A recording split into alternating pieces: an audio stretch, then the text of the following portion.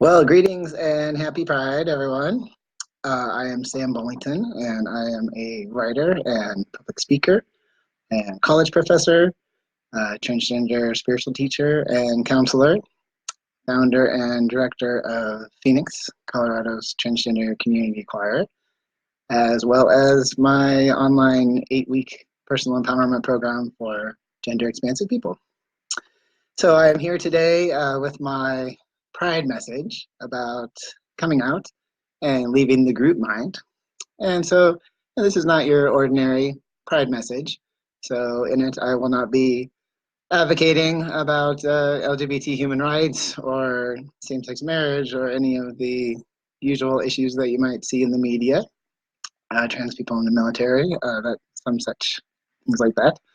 And I will not be rehearsing the familiar claim that LGBTQIA people are just like everybody else. In part because I feel like this is a very mediocre goal, but mostly because I think this idea that there is an everybody else is a myth and one that has hugely limited our human potential.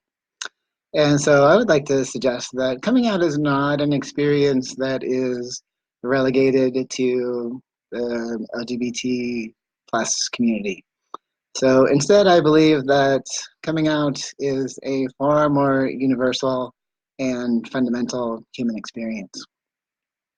So in my shamanic community in Michigan, then we have weekend gatherings where we drum and dance and do ritual and receive instruction from our mentor. And to begin the gatherings on Friday night, then we have a fire circle whereby we share something about ourselves and why we are there.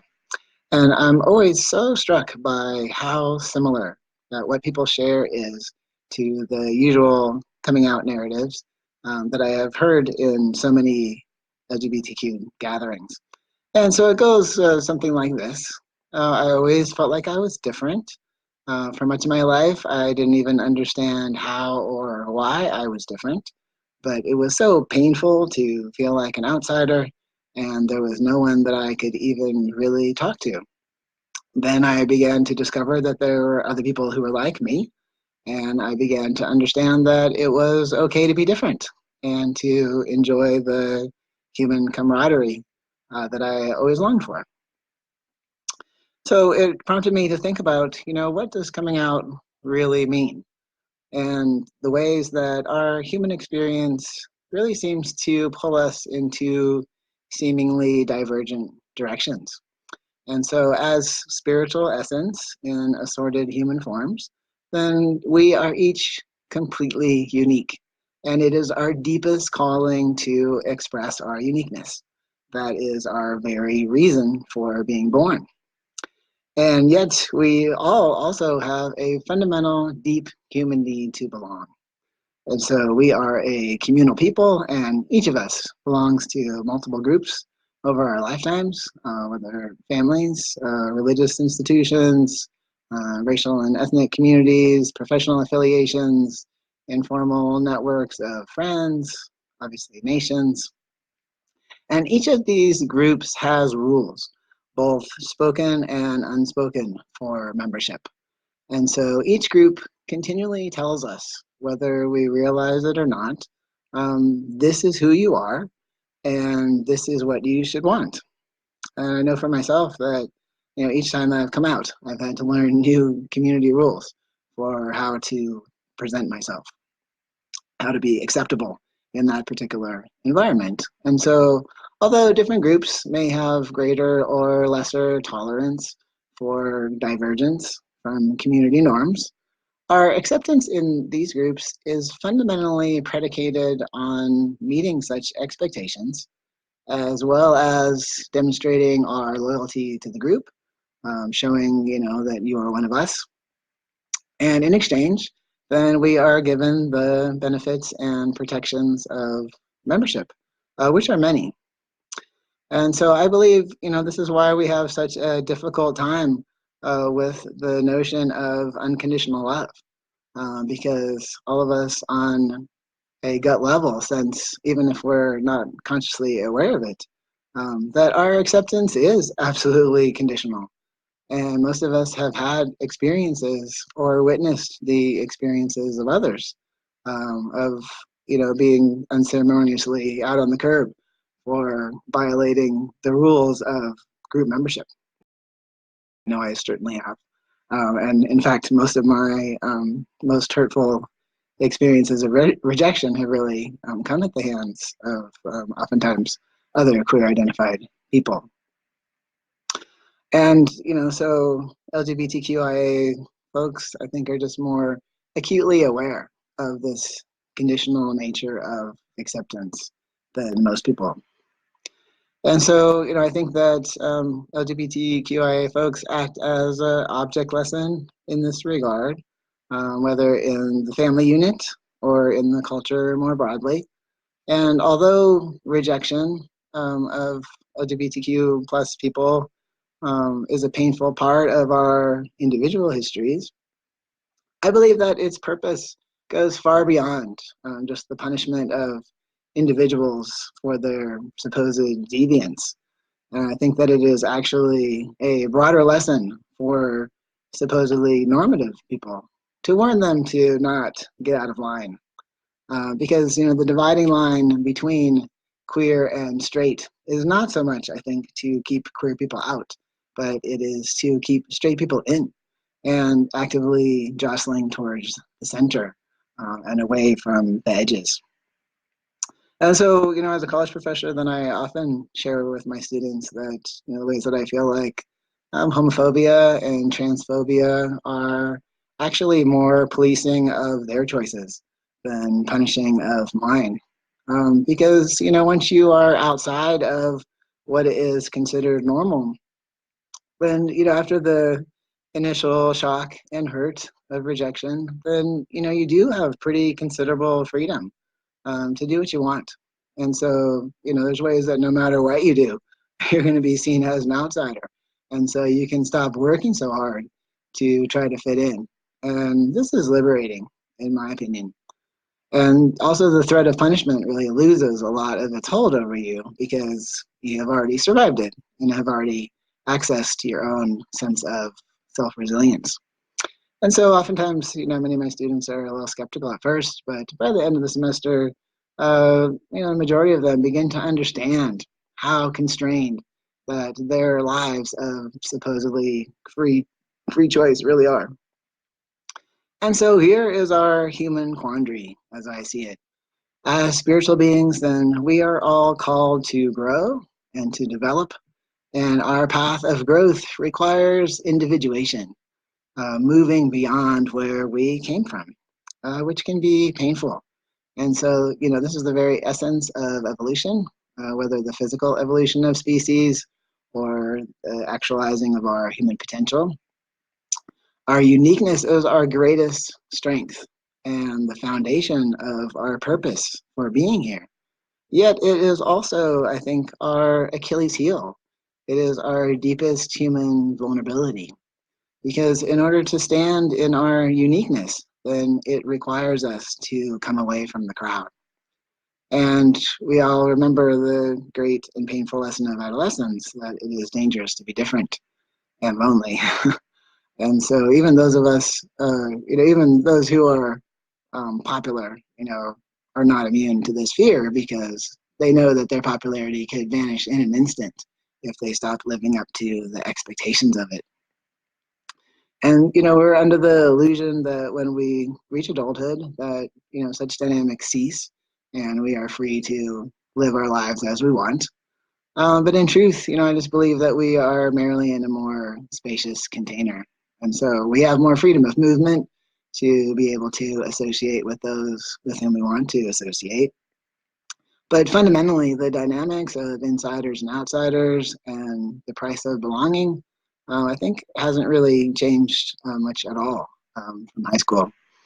And you might think that such dynamics would be less intense in LGBTQIA communities among people who understand how painful it is to have to censor yourself in order to fit in.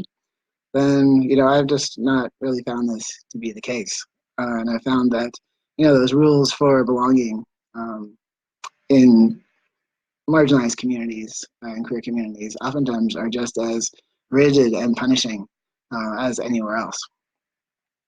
And so individuation demands that we leave behind what we have known.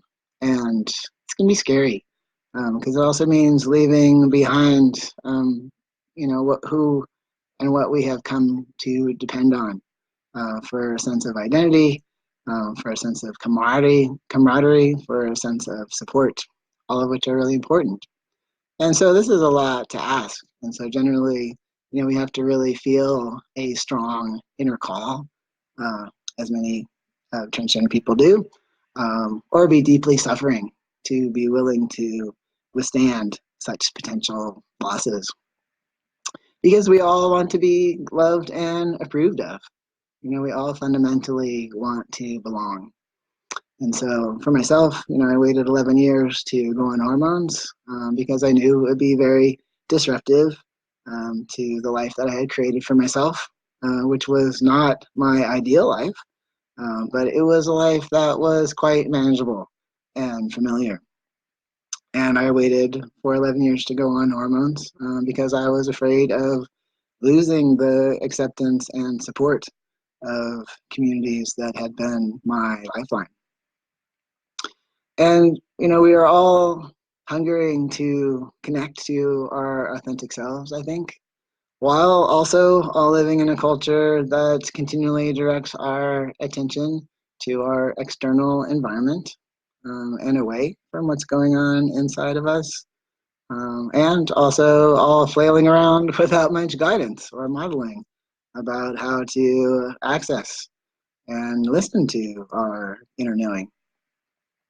And all doing, that largely unconscious anxiety dance of, how much of myself can I reveal and how much of my truth am I willing to give up in order to be accepted.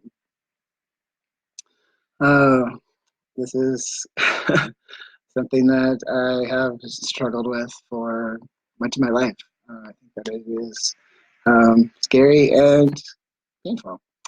And so, I believe that currently we are all being called away from the group mind in this particular historical moment because I think that, we can't solve the problems that we face with the same consciousness that created them. It's a lot of what Audre Lorde was talking about as far as the master's tools. You can't dismantle the master's house with the master's tools.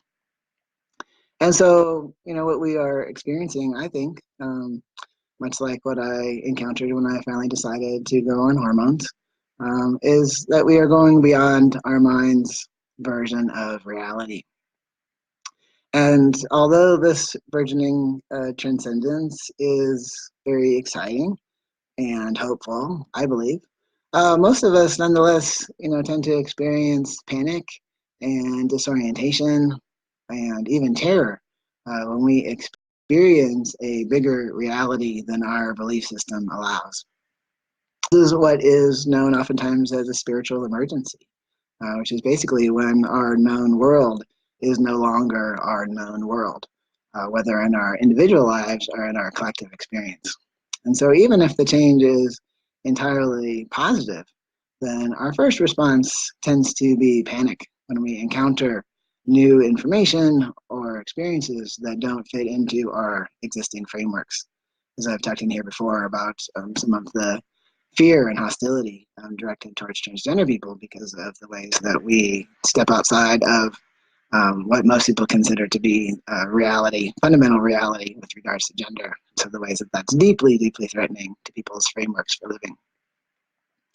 However, moving beyond what we think of as possible has really been the essence of all of the great discoveries and contributions of the human community, from scientific and technological advancements to athletic feats and creative genius.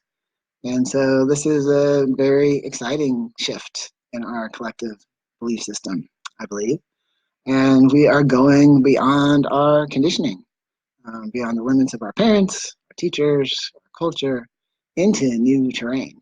And as I've shared in here before, I believe that trans and genderqueer and intersex and non-binary people are meant to be among those who are leading the way.